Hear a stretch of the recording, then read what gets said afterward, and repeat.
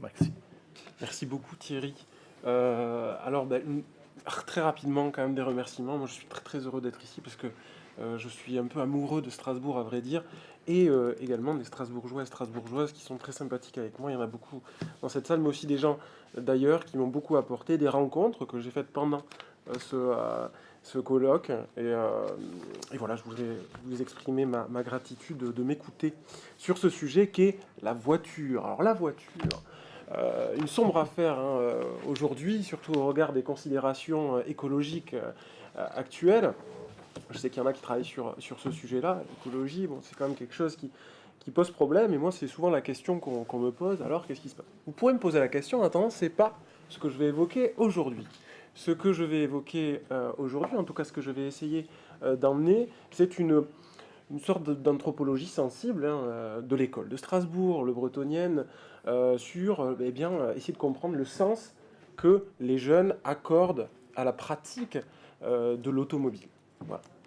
Alors effectivement, comme tu l'as dit Thierry, la voiture affranchit, en tout cas déverrouille l'accès à de nouvelles scènes sociales, mais surtout elle affranchit de certaines contraintes temporelles, évidemment.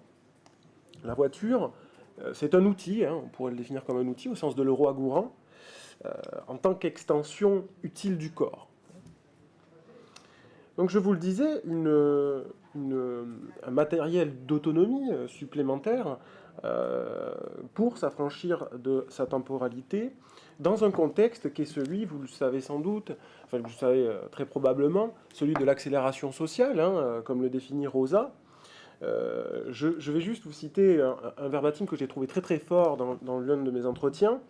Justin, qui s'appelle pas Justin, vous l'aurez deviné, qui me dit « On te demande toujours quelque chose, il y a des amis qui te passent un coup de fil pour aller les chercher chez eux, on essaie de tout mettre dans une journée et on rattrape ça sur la route. » Un verbatim assez fort, qui finalement illustre, à mon sens, cette réappropriation de sa temporalité par le biais de la voiture.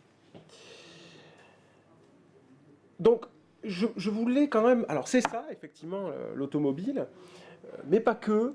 Déjà, différence notable dans la pratique de l'automobile, qui est une différence de territoire, puisque dans la ruralité, effectivement, la voiture est extrêmement utilisée, valorisée, très utile, et donc un matériel d'autonomie, mais en ville, à l'inverse, c'est plutôt une contrainte. Donc déjà, il y a déjà une tension, et on ne peut pas vraiment généraliser, donc je vais essayer de vous apporter des nuances à ce niveau-là. Une autre caractéristique de la vitesse au volant, attention, la vitesse, il ne faut pas la réduire à l'accélération. La vitesse, c'est de l'accélération, puis la décélération. La lenteur est aussi caractéristique de la vitesse. Cette vitesse est aussi, ce que j'ai remarqué, c'est que c'est aussi une pratique à part entière. Ce qui se passe, c'est que parfois on choisit, parfois on subit la vitesse, que ce soit encore une fois l'accélération ou la décélération. En l'occurrence, quand cette vitesse est subie, eh bien on ressent, en tout cas les jeunes me disent ressentir une forme de claustrophobie à certains égards. Je ne vais pas rentrer dans le détail.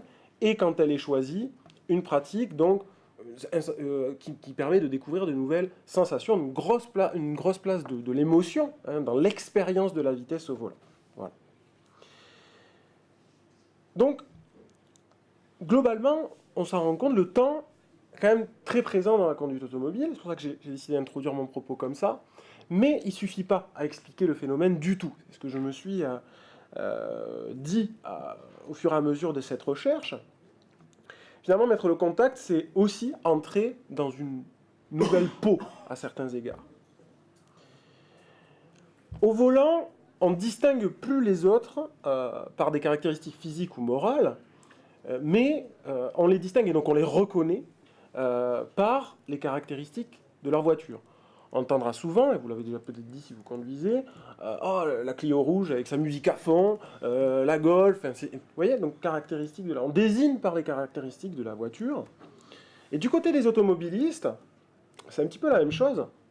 Parfois, ils se désignent par les caractéristiques de leur voiture. par rapport à leur vitesse. Par exemple, je vais à 80 à l'heure, je me suis garé là, ainsi de suite.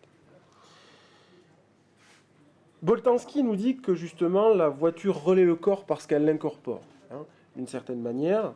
Et finalement, on se rend compte que cette voiture est un nouvel appareillage, oui, mais utile en ce sens qu'elle permet parfois de se dissimuler à travers l'espace social dans lequel, on le sait, la rencontre est inévitable. Donc c'est bien beau de dire qu'on se désigne, on est désigné par les caractéristiques de notre voiture, mais ce qui est intéressant, c'est de comprendre un petit peu ce qu'il y a au-delà, et ce qu'il y a au-delà, c'est une forme de dissimulation choisie, une stratégie en fait. Parfois même, justement, l'effacement est désiré, et en fait, comme un comédien enfilerait un costume, eh bien, on se retrouve à traverser l'espace social, encore une fois où la rencontre est inévitable, par le biais de sa voiture, et donc à disparaître de soi. On rejoint ici évidemment le travail de Le Breton, une disparition choisie, et justement par le biais de l'automobile. Je vais très très vite. Donc une stratégie de dissimulation pour la jeunesse. On voit que ce n'est pas simplement donc, un rapport au temps, hein, la voiture. Dans un autre registre, pour comprendre, il y a quelque chose qui revient très souvent, une question qu'on me pose bien souvent. Effectivement, au volant, l'automobiliste s'exprime. Donc il y a le code de la route, hein, ce code, qui permet en fait de maîtriser l'interaction d'une certaine manière, parce que sinon ce serait un petit peu complexe. Donc ce code impose des formes d'expression attendues hein, sur la route. Et certains, ce qui est intéressant, moi, ce sont les marges qui m'intéressent, c'est que certains détournent les usages prévus de l'automobile pour inventer, innover dans l'interaction routière. Par exemple, un appel de phare pour annoncer un barrage de police, par exemple. Un barrage, c'est bien grand mot, mais on s'entend. Donc il existe une infinité de moyens d'expression qui est, voilà, au regard de l'infinité de singularités qui composent le monde qui nous entoure. Mais il y en a une qui inquiète particulièrement les automobilistes que j'ai rencontrés, c'est l'agressivité au volant. Je pense quand même... Alors la sociologie américaine explique l'agressivité, ce que j'ai trouvé à la fin du siècle dernier, dans les années 90, elle explique l'agressivité au volant par le fait que finalement la route est un monde dans lequel se côtoient tout un tas d'étrangers. Et la culture américaine, c'est pas moi qui le dis, attention, hein, la culture américaine dépourvue de cette culture de la diversité a du mal à composer avec ça, donc agressivité. Bon, moi je n'étais pas spécialement convaincu, en tout cas en France, je n'arrivais pas à retrouver ce modèle-là. Donc je me suis un peu tourné vers la psychanalyse. Et déjà Freud lui-même repère cette fonction cathartique de la route. Et donc finalement, ce qu'on se rend compte, c'est qu'à travers la voiture et de manière complètement inédite, eh bien, la voiture pourrait un peu ponctionner une part des soucis. J'ai cet exemple que je ne citerai pas en entier, mais quelqu'un qui me dit, un jeune qui me dit, voilà, il y avait mon chien qui était mort, j'étais très triste, donc je suis allé à fond, parce que ça m'a fait du bien. Et puis le lendemain, je me suis rendu compte que j'avais fait n'importe quoi, mais sur le moment, j'en avais besoin. Donc, manière de se décharger, parfois plus vite qu'il le faudrait, hein, au risque de mettre d'ailleurs en péril l'interaction routière, mon point suivant, et de rompre ce fragile équilibre qu'est la route. Donc justement, la voiture est un nouveau moyen d'expression, mais on le voit, l'aléa des humeurs et l'aléa de l'autre, en fait, pose parfois problème et finalement fait surgir un sentiment de vulnérabilité sur la route. Justement, à ce sujet, l'accident guette l'automobiliste à chaque instant. Évidemment, on compose avec, hein, on l'oublie, on l'omet, volontairement ou pas, mais il guette l'automobiliste. Et spectaculaire, évidemment, parfois fascinant, on le voit sur l'autoroute, par exemple, quand il y a un accident, souvent il y a des ralentissements pour observer ce spectacle qui n'arrive qu'à l'autre, évidemment. Parfois érotisé, hein, je vous renvoie à ce sujet au roman Crash de Ballard, hein, qui est magnifique et qui justement traite de cette érotisation du rapport à l'accident. Si vous n'avez pas envie de lire le livre, le film de Cronenberg est très bon aussi, donc je vous invite à regarder si ça vous intéresse. Et donc, pour réduire le risque, les instances de sécurité routière mettent en place tout un ensemble de stratégies. Le premier, c'est évidemment d'imposer le code de la route. Ça, c'est pour les instances gouvernementales. Mais malgré tout, eh bien, certains continuent de transgresser ces règles routières, censées nous protéger, évidemment, censées les protéger.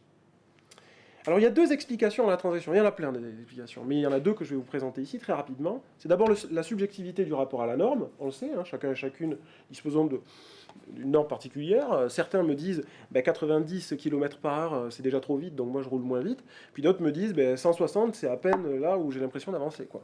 Donc voilà, ils comprennent pas, donc en tout cas ils transgressent. Pour eux ils ne transgressent pas leurs propres règles, ils transgressent simplement la loi.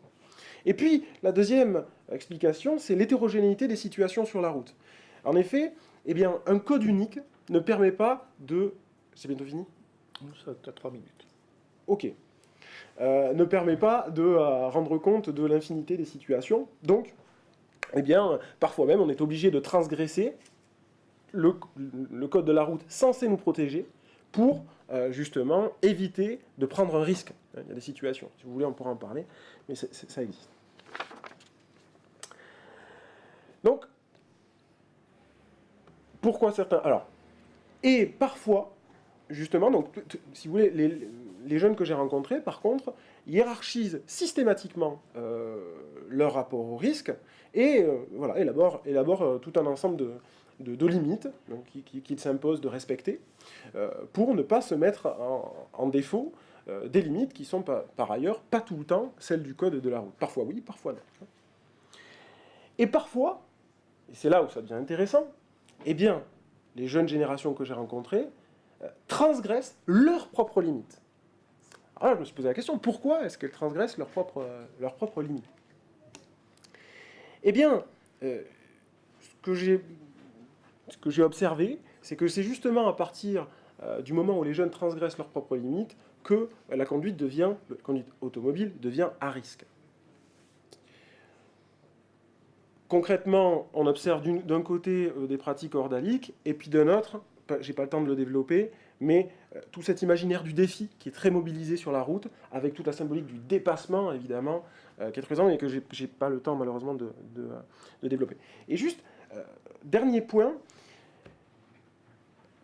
le risque sur la route n'est pas exclusivement lié à la pratique de la conduite automobile.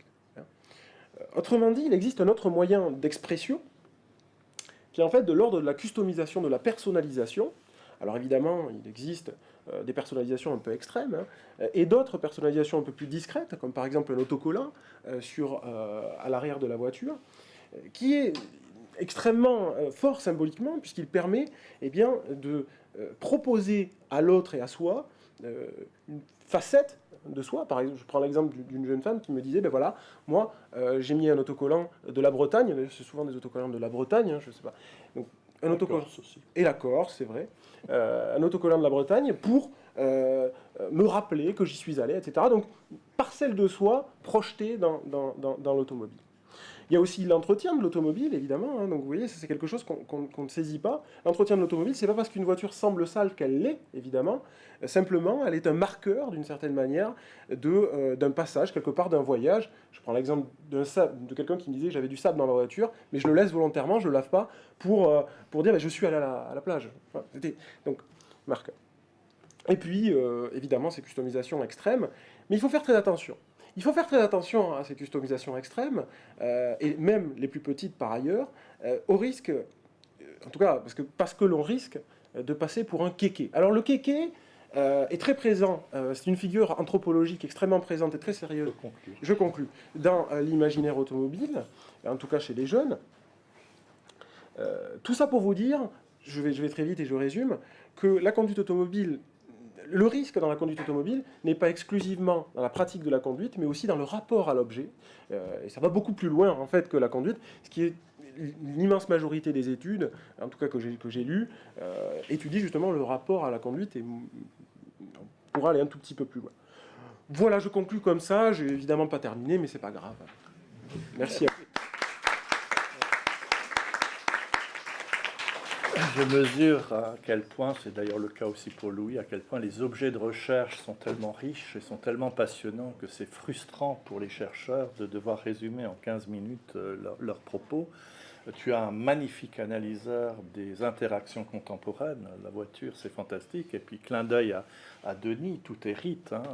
Donc, tu as largement étudié les rites de virilité des adolescents volants. Hein. On pourrait parler aussi des rites de passage pour, Ben oui. pour un petit clin d'œil à mes propres travaux. Une ou deux questions, pareil, courtes, réponse courte. Oui, oui, oui, oui. Maxime. Merci pour la présentation. Ma question est assez simple. En fait, tu ne l'as pas abordé explicitement, mais pour le contexte québécois, ça m'apparaît assez clair en tout cas, qu'en général, on associe cette culture automobile-là de la modification de la vitesse, etc., aux garçons. Je voulais savoir quel était est-ce qu'il y avait des types de comportements particuliers chez les femmes ou chez les adolescentes, etc. Est-ce qu'il commence à y avoir un mélange? En tout cas, j'étais curieux de voir qu'est-ce qu'il en était en France. C'est une question extrêmement intéressante. J'ai décidé volontairement de ne pas l'aborder parce que sinon c'est toute la présentation. Mais oui, ce qui se passe, c'est que historiquement, la culture automobile est masculine. Historiquement. Ce que moi j'ai remarqué dans ma recherche, c'est que les jeunes femmes que j'ai rencontrées ont deux attitudes. Soit elles se réapproprient l'imaginaire masculin, donc avec un vocabulaire issu de la virilité, qui est une des présentations de soi lorsqu'on est un homme, une des modalités de présentation de soi quand on est un homme. Donc ça, c'est une des caractéristiques. Et une autre caractéristique, elle est beaucoup plus ambivalente, un peu complexe à expliquer, mais globalement, la voiture est aussi, pour les jeunes femmes que j'ai rencontrées, un moyen de s'affranchir de ces codes de la virilité. En fait, des situations très très opposées. Hein, voilà ce que j'ai remarqué. Donc, évidemment, on savait très très bien que la voiture est historiquement masculine, donc on se réapproprie des codes historiquement masculins lorsqu'on en parle. Mais ce qui est assez original dans ce que j'ai pu observer, c'est que justement, on a l'émergence d'une culture, je fais attention à ce que je dis, mais une culture féminine de la voiture, effectivement, par le biais notamment d'un vocabulaire qui est un peu neutre d'une certaine manière, en tout cas dans la manière dont il est présenté, et ce désir de puissance. Voilà. Voilà. Il y a beaucoup de jeunes professionnels au Québec qui gagnent extrêmement bien leur vie et qui ont commencé à investir la voiture comme étant un symbole très important. Alors ils ont des voitures qui sont facilement reconnaissables sur la route. Je veux dire, ça devient presque un cliché que de présumer du sexe de la personne qui conduit. Absolument. Ça devient possible des deux côtés. Absolument, absolument. Voilà.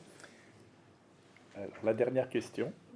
Toujours dans le même sens, c'est-à-dire le rapport au genre, je voulais savoir le rapport à l'injure, parce que c'est quelque chose, par exemple, dans le contexte parisien qui est très très présent auprès des automobilistes, qu'ils soient jeune femme ou jeune homme, c'est-à-dire la facilité à sortir des injures. Je ne sais pas si cette question-là, tu l'as aussi abordée, parce que tu as parlé du langage, justement, pour aller dans le même sens. Le rapport à l'injure, il dépasse le champ de la voiture. Voilà. Ce que j'ai remarqué, effectivement, par rapport aux gens, je ne sais pas si j'ai le temps de raconter une toute petite histoire, mais c'est très très court. C'est juste que Très court. Voilà, des étudiants ont décidé de prendre comme objet de recherche la voiture, et c'était un groupe de jeunes femmes, hein, et j'ai découvert quelque chose avec elles, une formidable ethnographie, même si le travail au final n'était pas très bon, mais ça c'est pas grave. Formidable ethnographie, elles m'ont dit, on était sur un rond-point, on regardait un petit peu les voitures qui passaient, et puis on se faisait klaxonner constamment. J'irai même plus loin au niveau de l'injure entre automobilistes. Je pense qu'il y a une hiérarchie de l'injure en fonction du mode de mobilité dans lequel on est sur la route. Et principalement parce que la route est un espace extrêmement hétérogène. J'en ai pas parlé, j'ai pas le temps. Mais voilà, trottinette électrique, enfin, bref, surtout à Paris, enfin, dans les grandes métropoles. Donc, il y a une hiérarchie de l'injure. Voilà ce que je peux vous dire comme ça très rapidement pour éviter de prendre du temps pour les autres. Merci Maxime. Peut-être que la voiture rend les plus gentils d'entre nous, les plus lebretoniens d'entre nous. On passe au suivant.